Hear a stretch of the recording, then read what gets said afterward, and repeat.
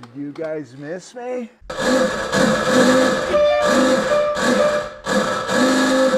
I think they missed me.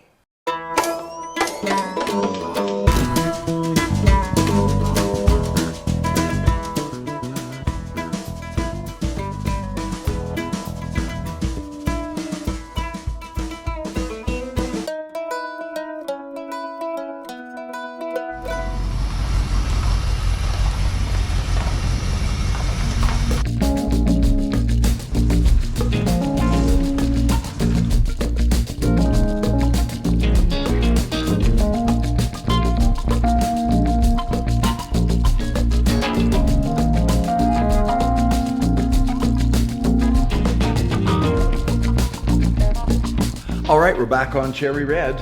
I'm excited about this. It's been months of being away. So we'll just get cleaned up a little bit here so that I don't get my new cover all sturdy.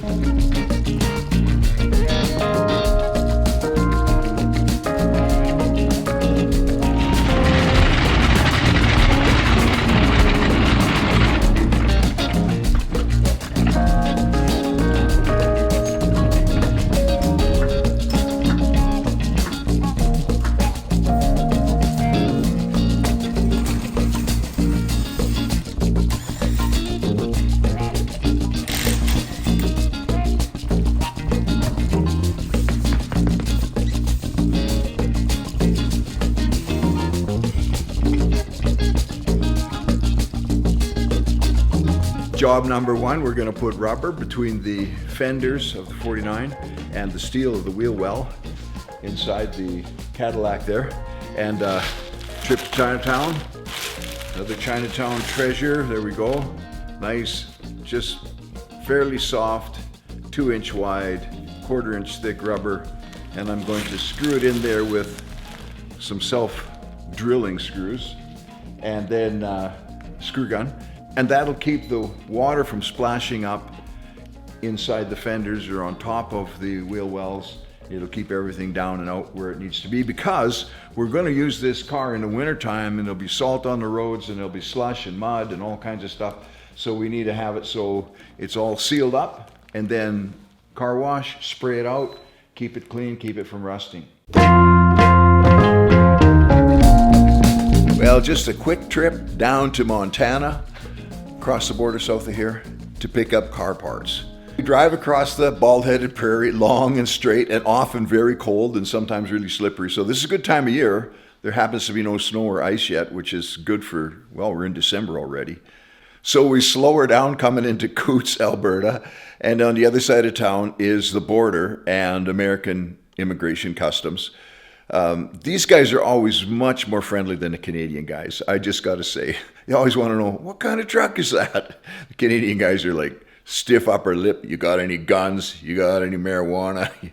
Any liquor? And the process for us Canadian guys is to order parts online, probably 1 month, 2 months ahead of time, and then have them shipped to kind of a shipping warehouse thing that's just across the border in the States. And the reason is because if you're shipping to the lower 48, you'll get free shipping from most parts dealers, right? And so it's free to get it that far.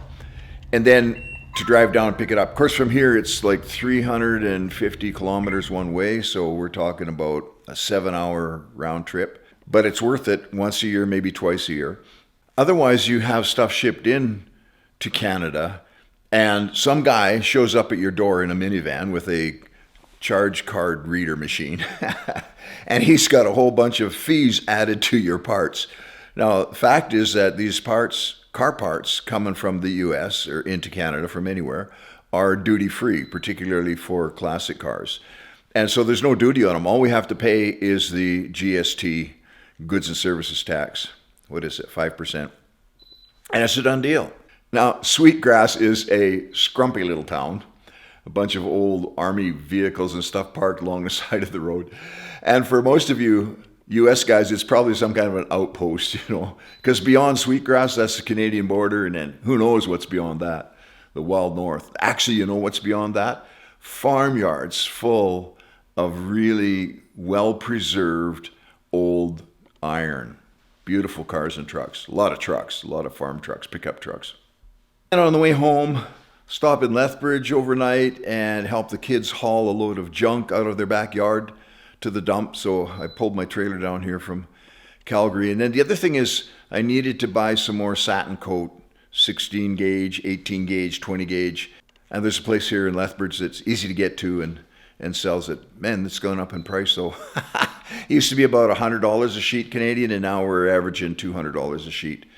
I figure like $200 for a 4 by 10 foot sheet of satin coat, which would do the entire floor in like my 51 Chev hardtop, for example.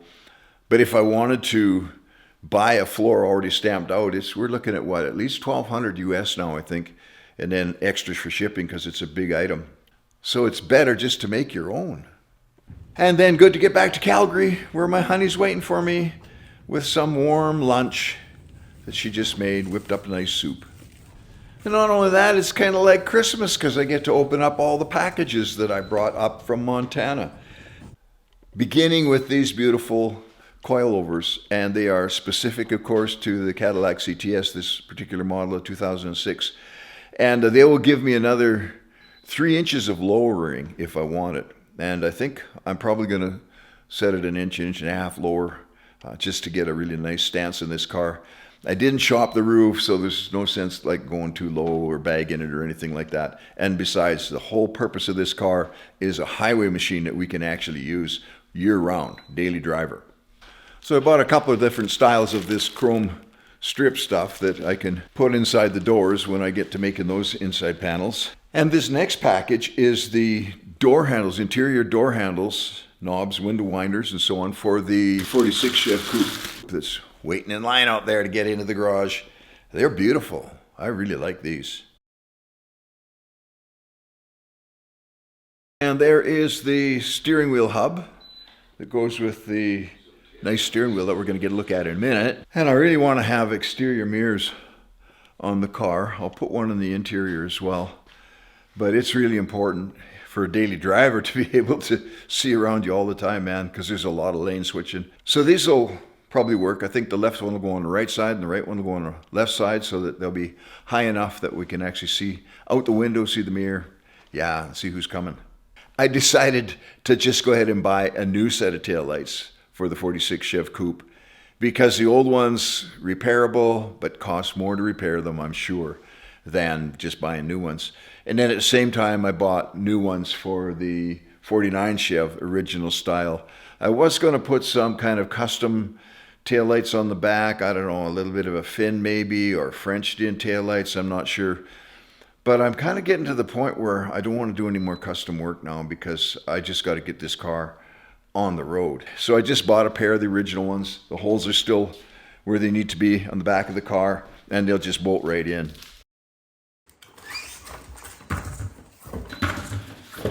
All right, here we are. Oh yeah, that's going to look pretty sharp, eh? Nice, shiny steering wheel. So we'll do a trial fitting with these struts. Stick one gently into the upper control arm. Leave the spring out. And we don't want to mark it or anything in case, it's good, you know, if you don't use it. So you kind of assemble it, screw it in lightly to where it should go, and then put a fender on and see what kind of clearance you have. And this is always going to be the challenge because with the 49 Chev body on the 06 Cadillac, I know these things will work fine on an 06 Cadillac, but on a 49 Chev they might not work so fine. Now if you're installing these on a Cadillac CTS or some other car, you probably don't have to put a fender on. It's probably already on there.